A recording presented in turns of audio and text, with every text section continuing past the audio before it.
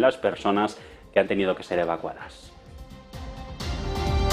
Y estas que van a ver ahora mismo en pantalla son las imágenes concretas de la explosión de la presa de Kayovka a las que ha podido acceder Negocios Televisión. Son 12 fotogramas en los que se puede observar el antes y el después de este enclave de comunicaciones de agua potable, sobre todo hacia la zona de la región de Crimea, la anexionada por Rusia en 2014. Unas imágenes que han visto la luz ahora y que demuestran, lo están viendo ahora mismo en imágenes, lo que sucedía en la zona justo antes de que el agua tratara de pasar de manera destructiva por todos estos territorios antes del colapso de este pasado martes. Y precisamente vamos con otros asuntos. De donde viene toda la crisis ahora es del cruce de acusaciones en el que están ahora trabajando los dos países en guerra, tanto Rusia como Ucrania, después de que haya sido Kiev la que ha denunciado durante la pasada media mañana que Moscú ha bombardeado una tubería de amoníaco, concretamente la que conecta Rusia con el puerto ucraniano de Odesa, pero que pasa geográficamente por la región de Yarkov, en el noreste del país. Un guante de críticas que han recogido en el Kremlin ya se han pronunciado con la respuesta en forma de comunicado del Ministerio de Defensa, donde acusan directamente de la destrucción de este enclave, de esta tubería, a un grupo de sabotaje pro-ucraniano, causando víctimas civiles por intoxicación. De momento dicen que no hay peligros para la población de la zona y lo único que está claro a esta hora de la tarde es que la tubería está completamente inoperativa. Recordamos, una tubería que transportaba en esta zona del país amoníaco a varios territorios ucranianos. Y Rusia, por esto, va hoy más allá en su ofensiva dialéctica, al menos, y comenta que esta explosión del gasoducto, de este oleoducto, va a imposibilitar o al menos a hacer más difícil el cumplimiento del acuerdo del grano, el que permite a Ucrania enviar cultivos desde puertos del Mar Negro, que se han complicado por este daño a través de este enclave que conectaba el país y que transportaba amoníaco. El oleoducto es parte integral, dicen desde Moscú, de la participación de Rusia en este pacto. De hecho, lo ha comentado el portavoz del Kremlin, Dmitry Peskov. Complica, ha dicho, las cosas en términos de continuar adelante con el trato. Lo ha comentado hace apenas unos minutos sin dar más detalles. Recordemos que sobre este pacto, sobre esta iniciativa de granos del Mar Negro, que se tiene que renovar el próximo 17 de julio con las partes implicadas de acuerdo, al menos con Turquía, con Naciones Unidas como observadores internacionales, junto a Rusia y Ucrania como principales enclaves amenazados por esta crisis. Pues bien, Rusia ha amenazado repetidamente con retirarse del acuerdo firmado en julio del año pasado. Abrió 3 puertos ucranianos, concretamente, que habían sido bloqueados durante la invasión. Si ven, las exportaciones, eso sí, se han visto interrumpidas con frecuencia. Ucrania ha logrado enviar más de 30 millones de toneladas de productos agrícolas a través de este corredor. Un corredor en el que ha ayudado a reducir también los costes mundiales de los productos alimentarios básicos, desde los máximos históricos alcanzados justo tras el estallido del conflicto el pasado 24 de febrero.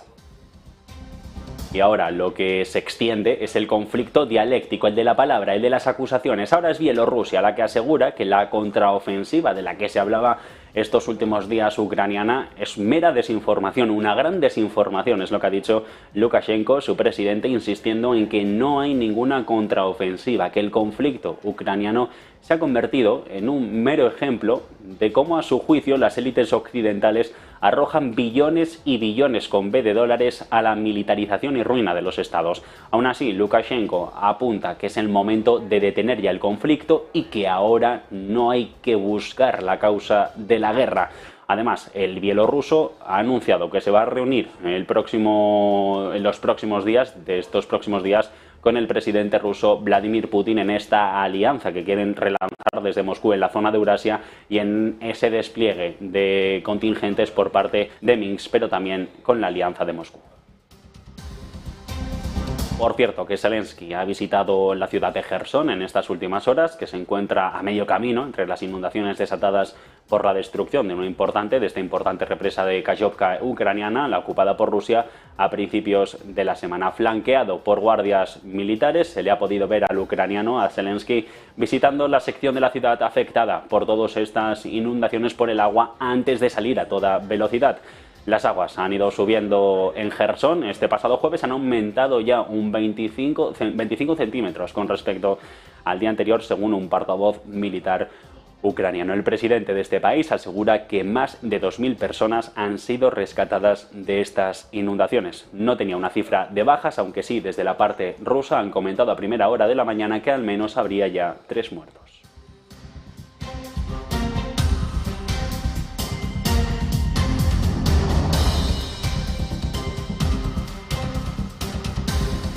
China y Cuba, que por cierto han llegado a un acuerdo secreto, aunque se conocen algunos detalles, algunos flecos, para que Pekín sea la que establezca una instalación de espionaje electrónico en esta isla caribeña, en un nuevo desafío geopolítico de Pekín a los Estados Unidos. Se está contando a esta hora de la tarde, de hecho se ha publicado la exclusiva hace apenas unos minutos de Wall Street Journal, que la instalación de espionaje de los servicios secretos pequineses estaría situada a unos 100 kilómetros más o menos de la costa de Florida, lo que permitiría, por enclave geográfico, a los servicios de inteligencia chinos captar comunicaciones electrónicas en toda la zona sureste de los Estados Unidos. Por ello, China ha acordado pagar varios miles de millones de dólares a La Habana. La factura no ha salido a relucir, no se ha hecho pública, pero sí que se van a pagar una cantidad ingente de dinero para permitirle construir esta estación.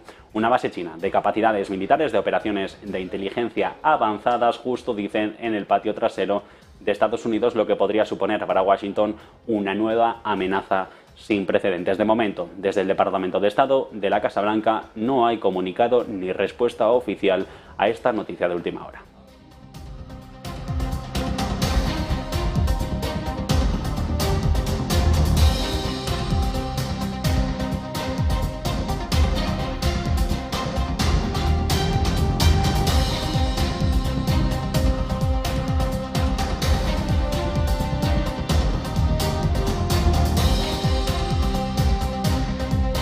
Y Taiwán es ahora otro foco de tensiones porque activan los sistemas de defensa tras informar de que 37 aviones militares chinos habían penetrado en la zona de defensa aérea de la isla.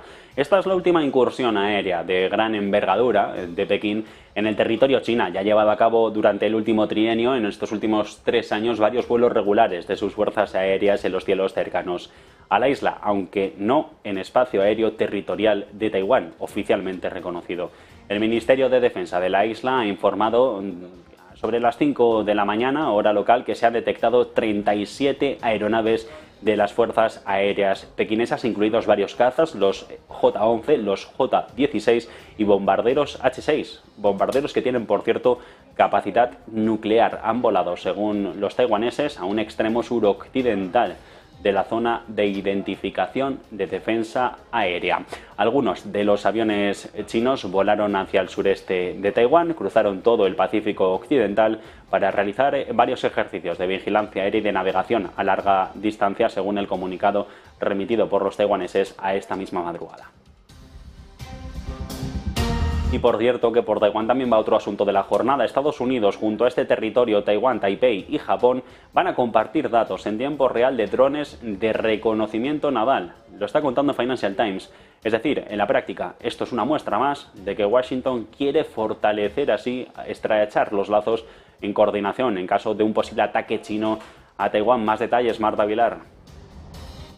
Estados Unidos, Taiwán y Japón van a compartir datos en tiempo real de drones de reconocimiento naval. El contratista de defensa de Estados Unidos, General Atomics, va a entregar 4 drones a Taipei a partir de 2025. Además, la variante marítima del dron Reaper, que la Fuerza Aérea de Estados Unidos usó ampliamente en conflictos como el de Afganistán, Irak, Libia o Siria, puede encontrar, rastrear y apuntar barcos, incluso radares también de enemigos. Esa capacidad sería crucial ante una presunta guerra por Taiwán, un escenario en el que los buques de guerra y los submarinos de superficie chinos operarían alrededor de la isla de Taiwán. También podrían mejorar la capacidad de la isla y de sus vecinos para obtener una imagen completa y además también en tiempo real de los movimientos de la Armada de China en tiempos de paz en la primera cadena de islas que se extiende desde Japón hasta Filipinas. Así que parece que Estados Unidos, Japón y Taiwán están preparándose para ese posible evento de una guerra en torno a Taiwán con China. Gracias, Marta. Publicidad y seguimos.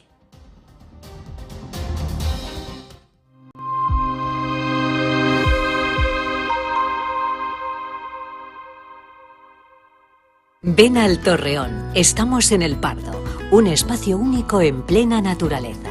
Disfruta de momentos de desconexión mientras saboreas la mejor gastronomía. Disponemos de 7 amplias terrazas y salones para todo tipo de eventos. Degusta nuestros exquisitos platos acompañados de una selecta bodega de vinos. A tu servicio, un gran parking y zona infantil. Abierto los 365 días del año. Cocina ininterrumpida desde las 10 de la mañana hasta las 12 de la noche. Haz tu reserva.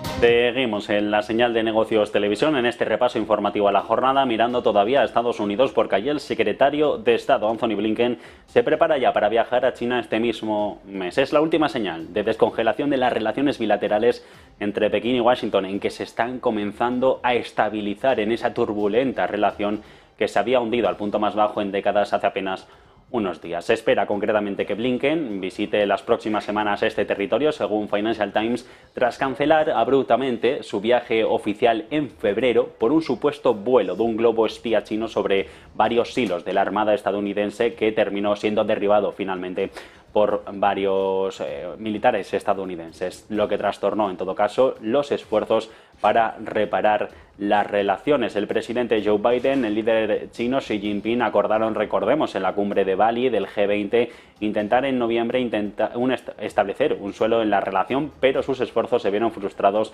por este episodio del globo. Este mes pasado, en Hiroshima, el G7, Biden comentó que esperaba un deshielo inminente sobre las relaciones, aumentando las expectativas de que los países habían ya superado el incidente del globo. Eso sí, bien es cierto que hace apenas unas horas, y lo comentábamos aquí en Negocios Televisión, Wang Wenbin, el que es el portavoz del Ministerio de Relaciones Exteriores, ya comentó, acusando a Washington directamente de tener una coerción aplicada sobre China, pero también en el plano económico sobre la Unión Europea, lo que no permitía establecer unas relaciones bilaterales entre el viejo continente y el gigante chino de una manera normal, al igual que lo hace con otros territorios del mundo. Y precisamente por semiconductores miramos a Corea del Sur. Allí su presidente ha afirmado que hay una guerra total en esta industria de los semiconductores. Asegura que la competencia mundial por el dominio en la industria de estos microchips ha tomado la forma de una competencia extremadamente feroz, y que las empresas de Corea del Sur, Samsung o SK Hynix, por ejemplo, dos de los gigantes del mundo, no van a poder hacer frente a esa situación por sí solas.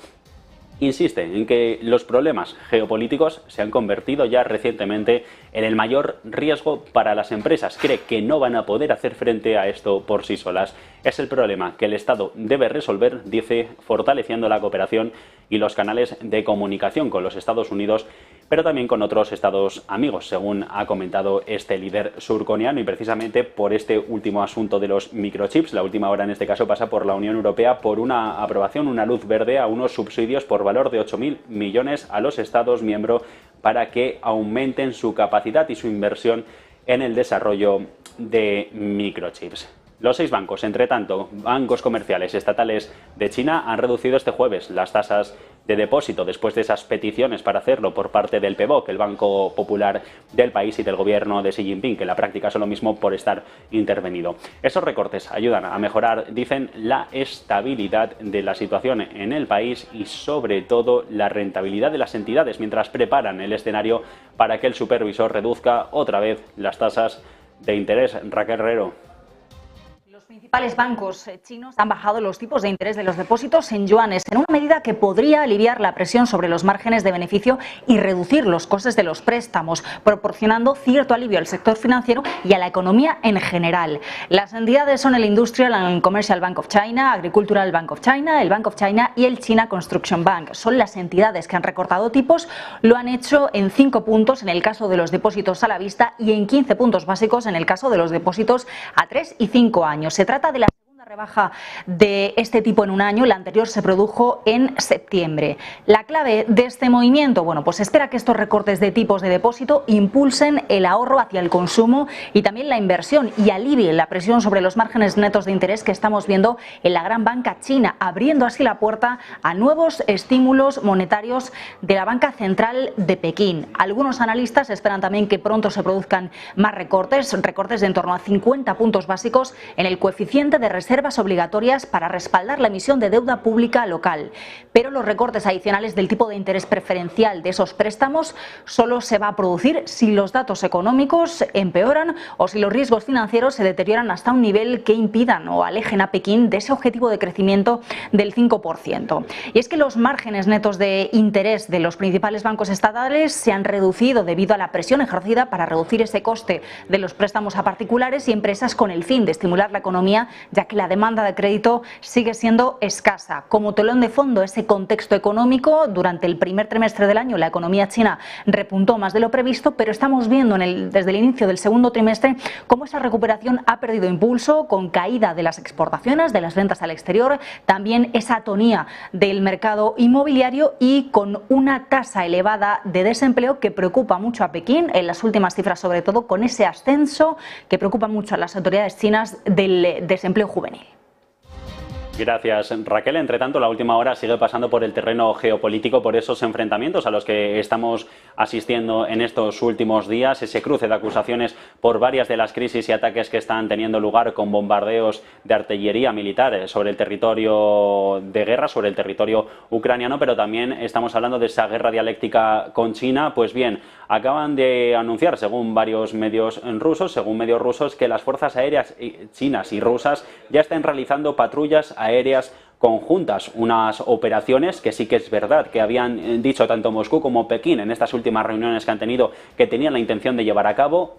No se había concretado ningún calendario, no se había comentado ni cuándo ni dónde estarían sucediéndose, aunque sí que se había dicho que se iban a realizar. Bien, ya se están realizando y hay patrullas aéreas conjuntas rusas-chinas sobre el espacio aéreo, maniobras aéreas, en lo que comporta un paso más para tener en cuenta este tipo de operativas en los diferentes conflictos o diferentes alianzas geopolíticas que puedan surgir, y según estos mismos medios ucranianos comporta que en tanto es un paso más de Rusia cuando Ucrania prevé tener listos los F-16 de aquí a no mucho, en un par de meses. Recordemos que no los iba a tener en verano porque los pilotos ucranianos no pueden manejarlos y los soldados europeos o soldados OTAN de momento no habían tenido tiempo para entrenarlos, que Ucrania estaba asimilando que podría utilizar esos F-16 en otoño e invierno. Pues bien, ante ese posible uso de los cazas suministrados por Occidente a Kiev, Rusia mueve ficha y ya realiza patrullas aéreas conjuntas con el ejército chino.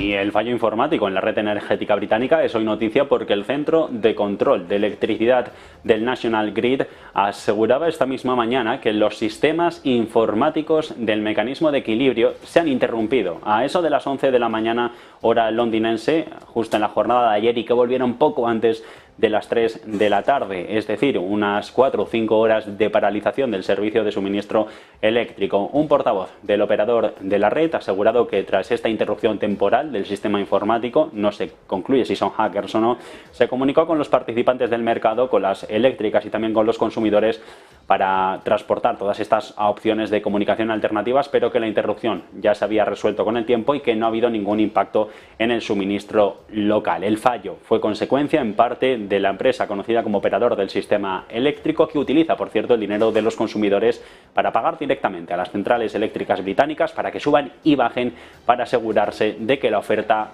coincide con la demanda de electricidad en cada uno de los momentos.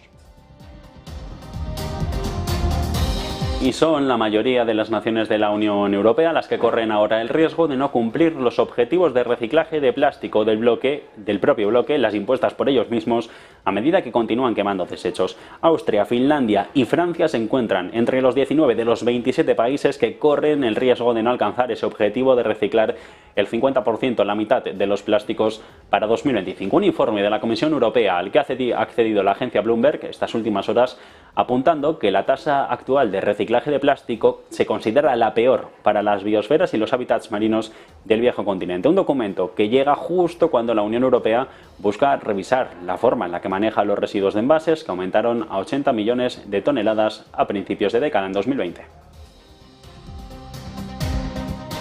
Y ojo a esta advertencia curiosa que ha lanzado uno de los miembros del Banco Central Europeo. Nada de Flower Power. Son las palabras que ha utilizado el miembro de la Junta Directiva del Supervisor, Frank Elderson, en una entrevista con Financial Times, comentando las acusaciones sobre las posibles amenazas a la pérdida de la biodiversidad que están llevando a cabo en la práctica algunas entidades del bloque comunitario al conceder créditos, apoyo financiero, fondos bancarios a empresas que contribuyen a la deforestación. De hecho, el 72% de las compañías de la eurozona, 3 de cada 4 bancos, están expuestos a esta pérdida de masa forestal.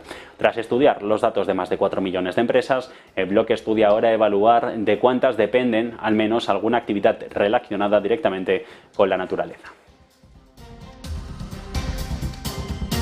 Es un día también en el que, en este caso, por situaciones y por crisis a las que asistimos en el caso de la sostenibilidad, Cepsa se ha aliado con Renfe y junto a Maersk, la mayor naviera del mundo, para el impulso de biocombustibles. Concretamente, lo que dice la compañía es que va a poner en marcha unos trabajos, unos biocombustibles que llegan al tren. Cepsa, Renfe y Maersk han tomado la delantera, van a usar el diésel renovable para el transporte en los trenes de mercancías entre Algeciras y Córdoba. Un diésel verde, resultado de la reutilización de aceites usados de cocina, que se va a inyectar en los depósitos de las locomotoras de Renfe en mercancías, permitiendo recorrer casi 40.000 kilómetros, evitando en consecuencia la emisión de más de 600 toneladas de gases de efecto invernadero. Pasos en el camino para impulsar la sostenibilidad y la descarbonización del transporte, en este caso sobre los trenes, pero con aplicaciones y con ambiciones fuera del sector. Otros sistemas como los marítimos, aéreos o incluso por carretera están también en la hoja de ruta de la petrolera, con un objetivo claro, eso sí, desde Cepsa, conseguir que en 2030 se lleguen a producir en España y Portugal hasta 2,5 millones de toneladas de biocombustible anuales. De momento, una prueba piloto de la que forma parte de la compañía, pero que servirá para tener datos sobre el impacto ambiental y económico que tendrá el uso de este biocombustible en el transporte ferroviario.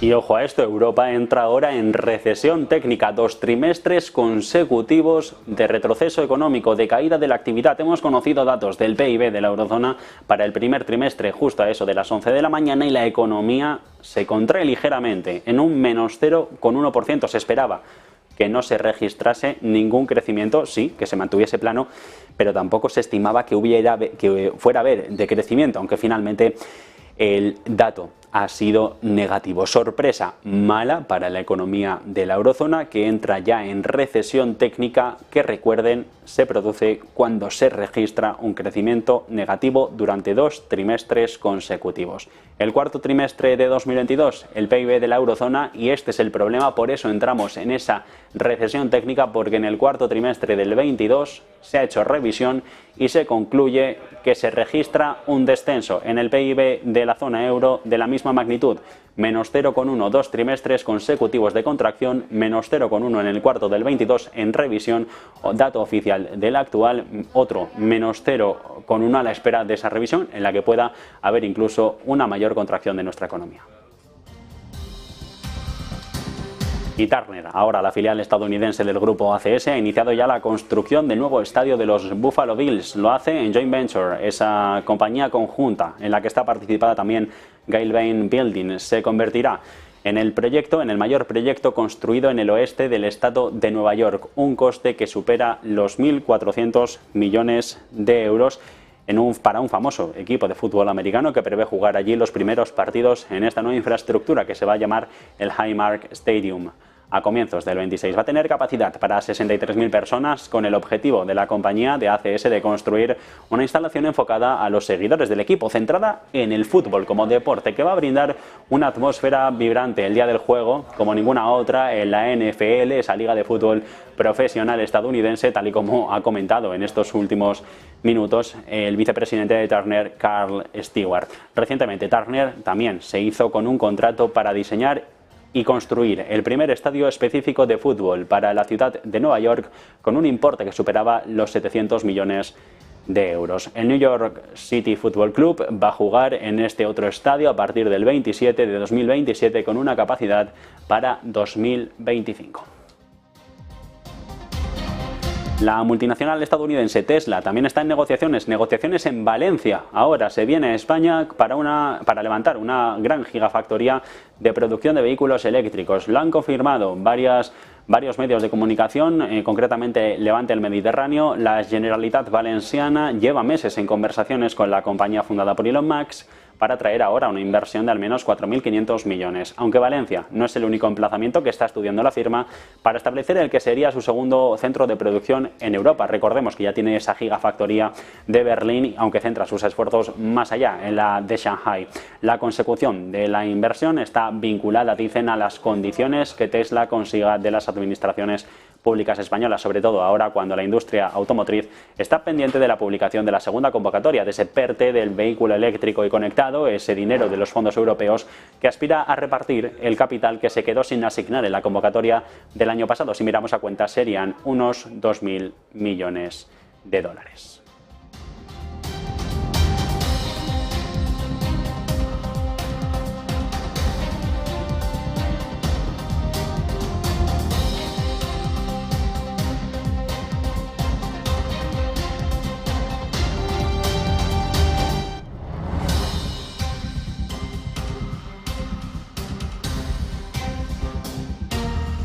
Hungría consigue que la inflación baje más de lo esperado en mayo, después de que la profundización de la recesión limitara el margen para nuevas subidas de precios en toda la economía. La tasa de inflación anual cae por cuarto mes consecutivo al 21,5%, aunque el ritmo más rápido de la Unión Europea se registra incluso desde el 24% en abril. Eso se compara con una estimación mediana del 22,3% en una encuesta de Bloomberg.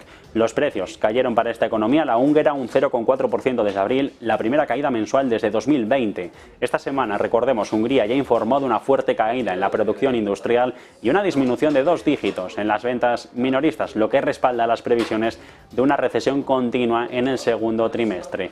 El resultado puede ser que, junto con los efectos de base, la inflación disminuya más rápidamente en el resto del año.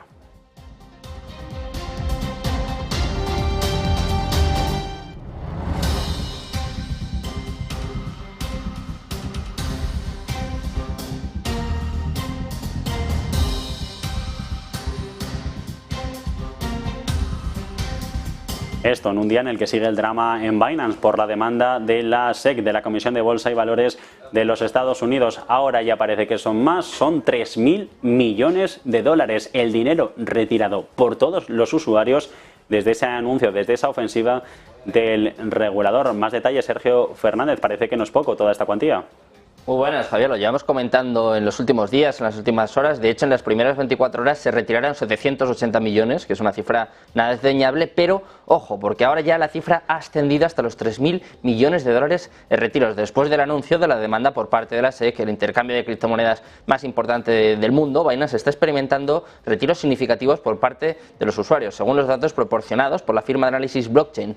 Nansen se estima que más de 3.000 millones de dólares han sido retirados en diferentes cadenas de bloques soportadas por el exchange. Hay que decir que es verdad que este no es el primer caso en el que Binance experimenta grandes retiros desde su plataforma. Por ejemplo, en diciembre de 2022 las salidas netas superaron los 2.000 millones debido a las preocupaciones en el mercado sobre la solvencia, sobre todo por la quiebra en ese caso de FTX. A pesar de esto, Nansen también informó de que el flujo neto posterior a la demanda de la SEC contra Binance fue positivo, con un total de 78 millones de dólares depositados en las las primeras 24 horas después del anuncio. Además, según la firma de métricas Glassnode, se ha observado una salida de 10.500 Bitcoin de Binance después de esta demanda de la SEC. Vemos que Binance sigue en apuros, sigue con muchos problemas después de esta demanda. Y ojo, Javier, porque después te voy a contar que encima Elizabeth Warren, la senadora republicana, está diciendo que Binance está mintiendo a los legisladores. Vamos a recabar toda la información y enseguida te lo contamos, Javier. Pues estamos pendientes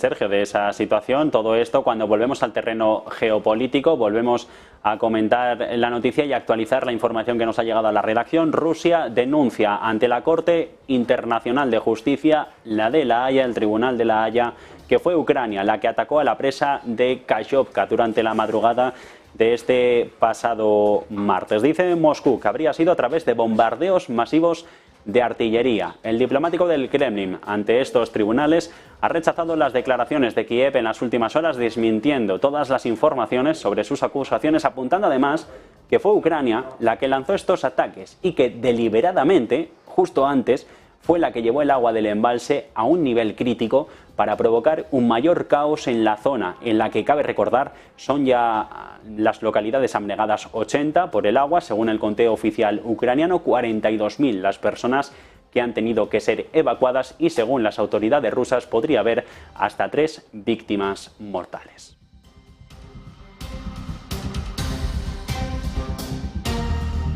Y en Negocios Televisión hemos estado viviendo de cerca el posible colapso inmobiliario en Suecia, SBB como nombre propio, y posibles operaciones, cambios de estrategia, impagos, y ahora Standard & Poor's, S&P, le rebaja la calificación hasta bono basura. Javier del Valle, ¿qué tal? Muy buenas tardes.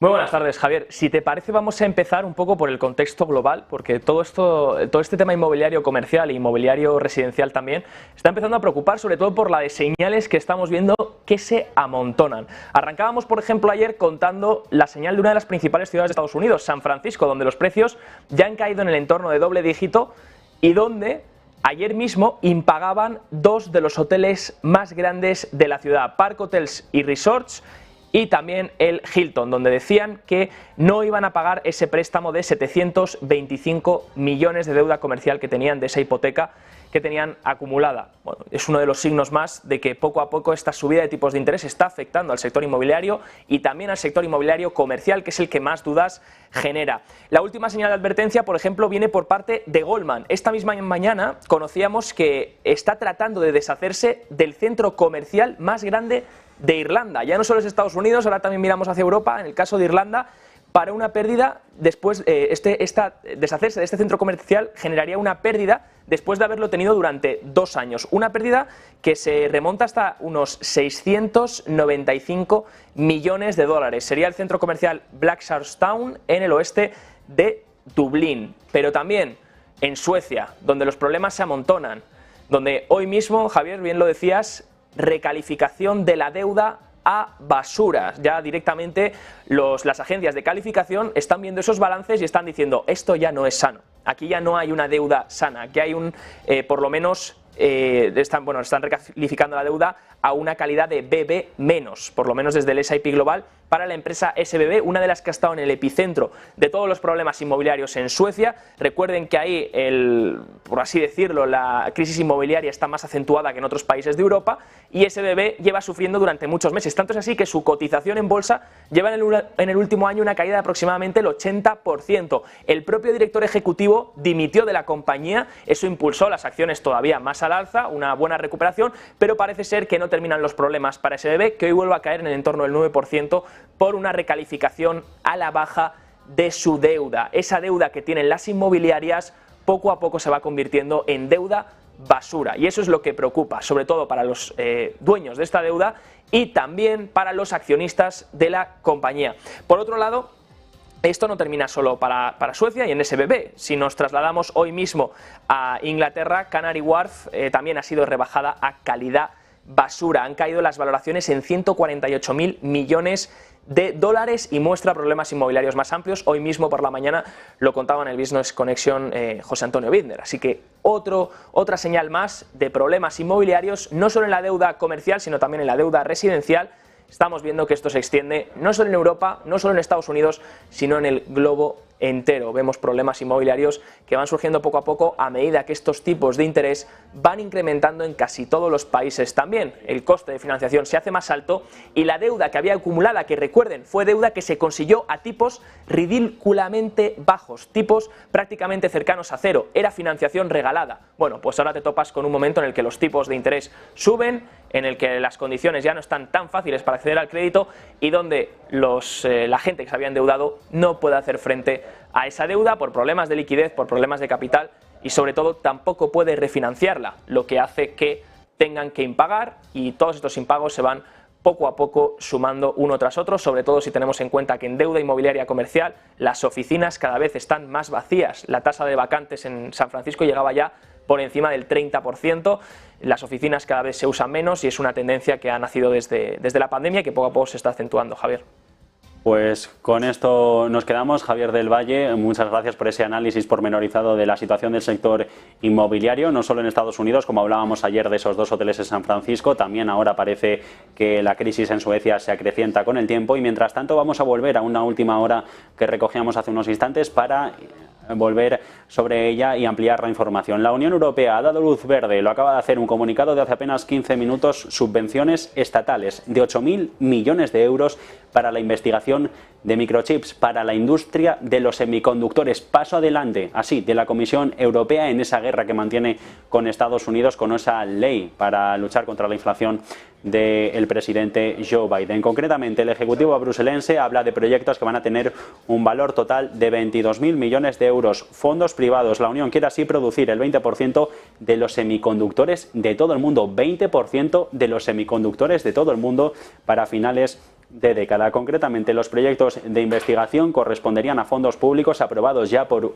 el Ejecutivo de la Comisión, el Ejecutivo de la Unión Europea, la Comisión Europea, como parte de un impulso para aumentar la cadena de suministros de chips nacionales del bloque, respaldados esto sí por financiación privada que ascendería en total la partida a 22.000 millones de euros, 8.000 millones públicos, el resto hasta 22.000 millones en este caso por financiación privada para el desarrollo de los microchips, de la industria de los microchips en Europa. Un total tiene de momento la Comisión Europea de 68 proyectos importantes, los considerados como de interés común europeo han recibido el visto bueno ya 56 empresas de 19 países diferentes, incluido Noruega, que pertenece a la Unión Europea pero no tiene adoptado el euro como moneda de circulación oficial. Recordemos, como la Comisión ya propuso una ley de microchips a principios del 21 con el objetivo de producir el 20% de los semiconductores para 2030, un plan en el que también se abre la puerta a que los gobiernos proporcionen fondos para las instalaciones de producción, es decir, para que compañías gigantes vengan a Europa a producir. De hecho, hay conversaciones abiertas